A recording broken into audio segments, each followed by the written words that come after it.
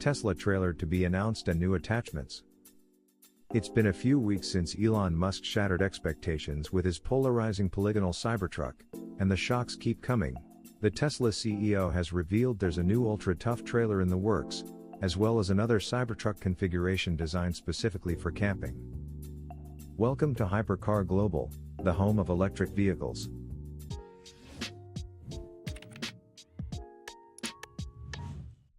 Musk said that Tesla is planning a SiC attachment for the Cybertruck, according to Electric, and the marque subsequently released a new render of the electric pickup truck with its own trailer.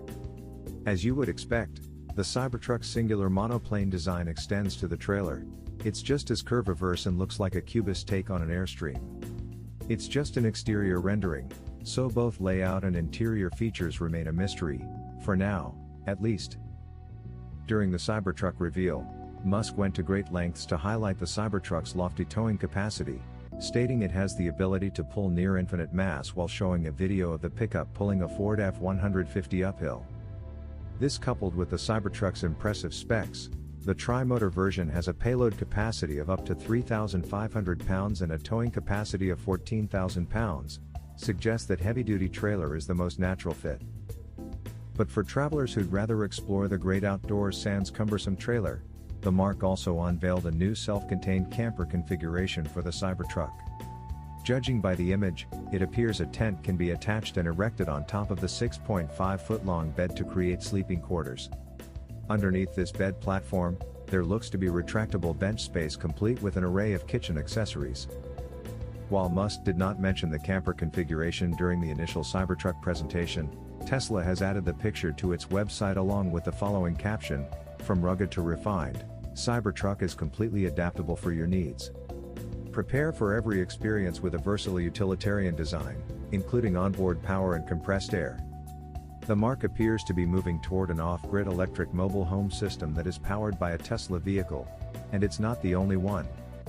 Earlier this year, electric rival Rivian revealed a similar camper configuration for its R1T electric pickup truck. The Cybertruck can now be ordered through Tesla's site.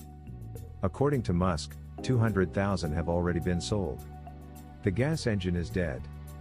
Welcome to the electric revolution.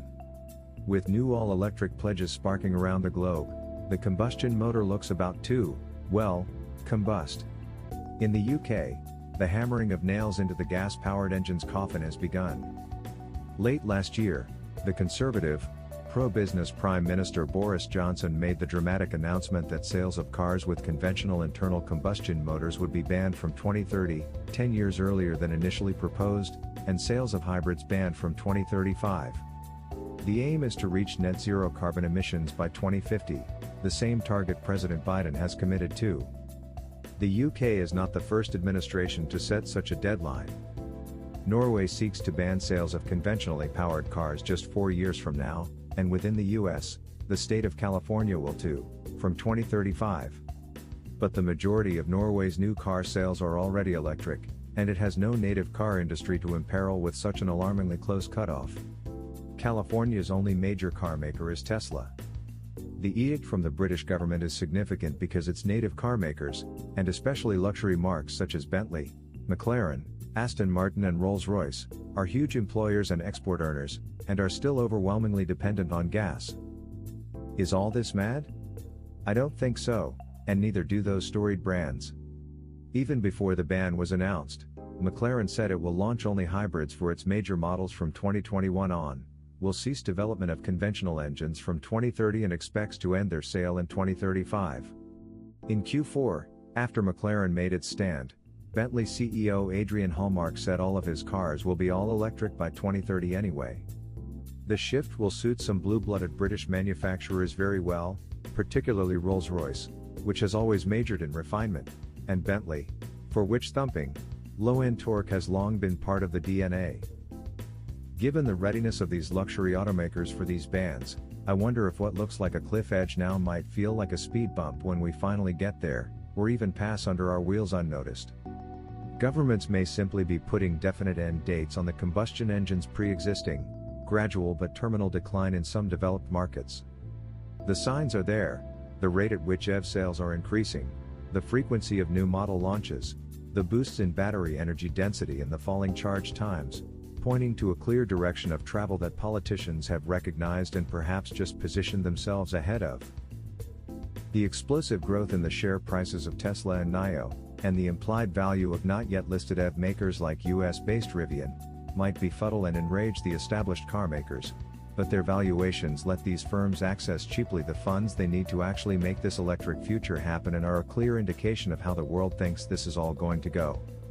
Of those entrenched global players, General Motors became the first to commit, in January, to replacing combustion engines, including hybrids, in its passenger cars, its self-imposed 2035 deadline unrelated to the British ban, as GM no longer sells cars in Europe. Others will follow. So does the UK's 2030 ban, or Norway's, or California's, or France's in 2040, or those being considered by Germany and others, really matter at all? I think they do, because there's just no way around them anymore, Arndt Ellinghorst told me recently. The Hawkeye German analyzes the car industry for Bernstein, the US research and investment house, and speaks directly to automotive CEOs. In the past, when there were just emission targets, then yeah, there were ways around them. But if you just can't sell these things anymore, then that's it. The industry needs clarity, it needs certainty. I think it's almost a win for them. There's almost a sense of relief.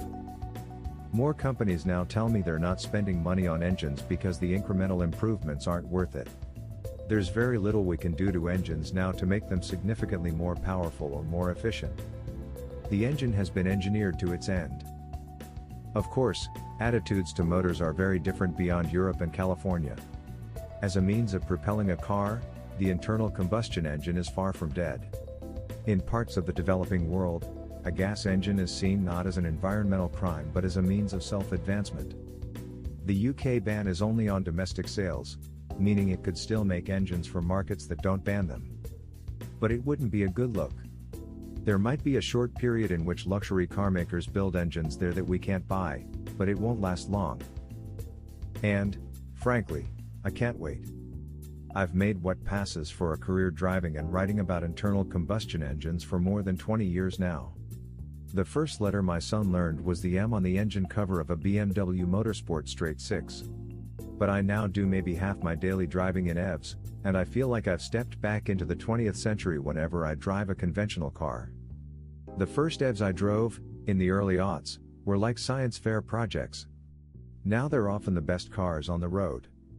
There are issues still to resolve, but I can't believe they won't be fixed in another decade of the fastest transformation ever to hit transportation. But if you remain an acolyte of engines that breathe and burn stuff, and of transmissions that you operate yourself, you might not be denied your fix.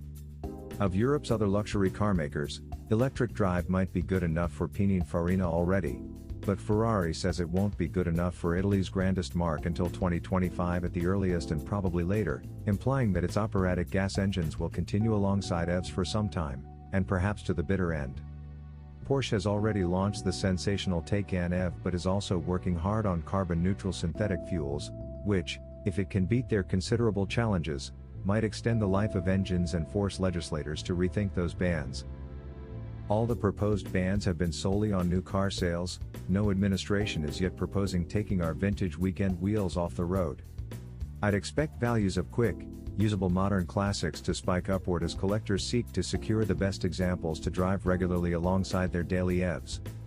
If you want to get ahead of this curve, go buy yourself something with a naturally aspirated engine, a manual gearbox and rear-wheel drive. Because it's almost certain that soon we literally won't be making them like that anymore. Thanks for watching. Subscribe to support the channel.